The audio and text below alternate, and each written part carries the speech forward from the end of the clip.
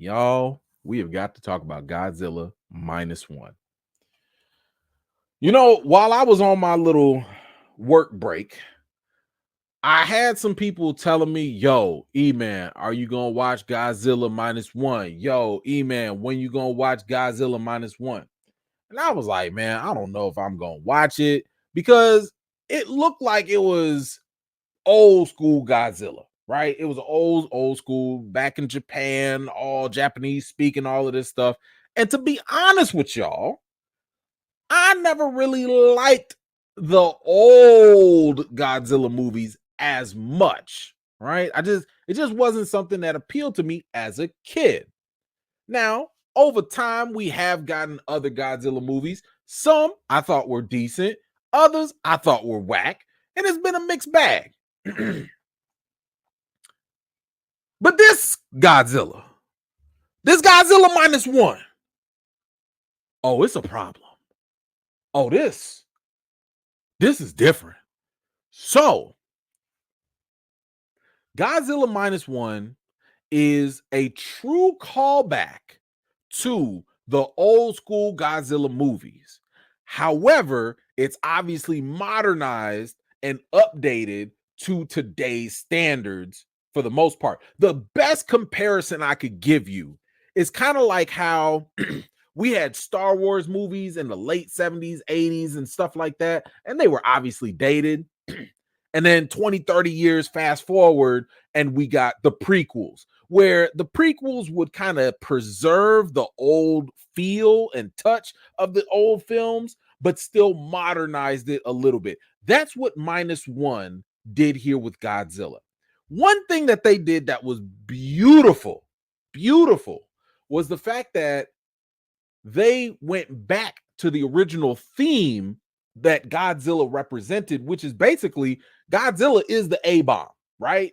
You know, the A-bomb, Hiroshima, like Godzilla was always like a kind of like a metaphor, almost representative of what that bomb did to Japan. So when Godzilla would come through, it was just like, oh man, we just got bombed.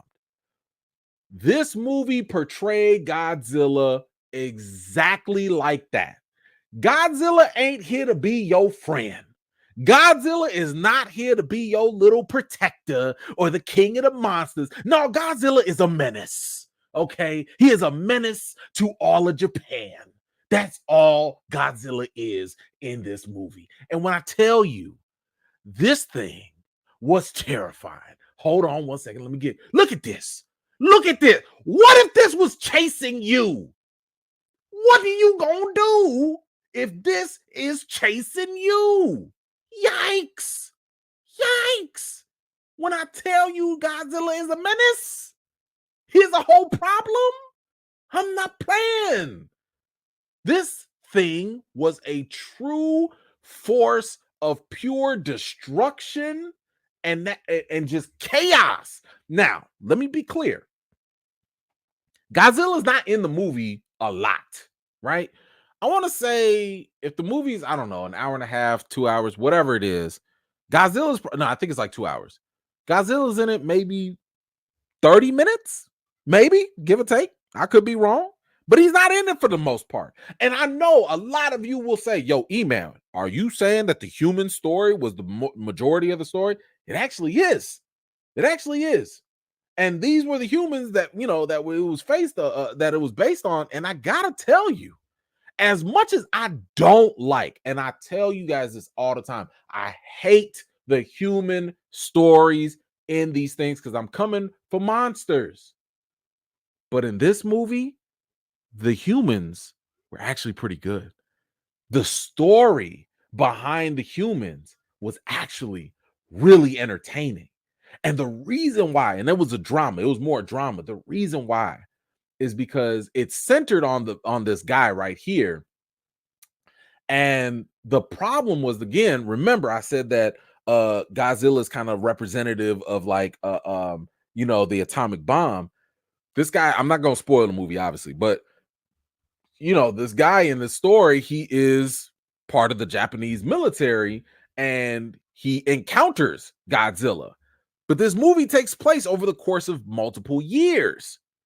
And When I tell you the effect of dealing with Godzilla becomes the center of this character's motivation, this dude and Godzilla is that's a problem.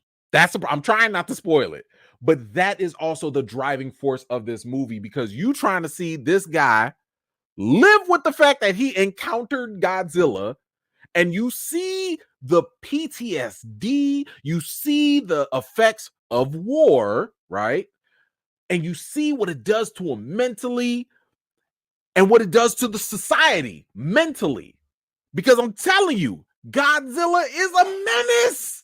He's a menace. What you gonna do when you see this? What you gonna do? So, not only did they make Godzilla terrifying, not only did they capture the real human element of what it would be like if you had a 5,000-foot monster running around in your city terrorizing you. Y'all already know one of the best parts of Godzilla is him and his heat breath. When I tell you, this has probably been the best hot, funky, atomic breath I've ever seen from Godzilla. I kid you not. Now, if you've seen it in the trailers, I tell you right now, forget it. Don't even look at it no more, because the way they shot it in the movie, the way the tension builds up when Godzilla charges up, gets ready, and hits you with that hot, funky breath, that is something you need to see. You need to see it. Now, I wanted to make sure I brought this to y'all attention because Godzilla Minus One was about to go out of theaters, I want to say this week. However, they just extended it, the theatrical run, because it's been so successful. They just extended it till next week, December 14th. I don't say this often, but y'all need to go see this in theaters. You only got a week, but I saw it in IMAX. Wow. Wow. So I would totally recommend, if you got the time, if you got the funds, go see Godzilla Minus One in a theater. Yes. Just one little thing to note. The whole movie is all in Japanese, so you will have to read subtitles. So just FYI for that. But this probably, if I'm going off the top of my head, it might be the best Godzilla movie I've seen in a long time, and I've seen almost all of them. So, this is not something connected to the American versions of Godzilla. So you're not gonna see no Monarch, or you're not gonna see King Kong, all that. You're not gonna see none of that.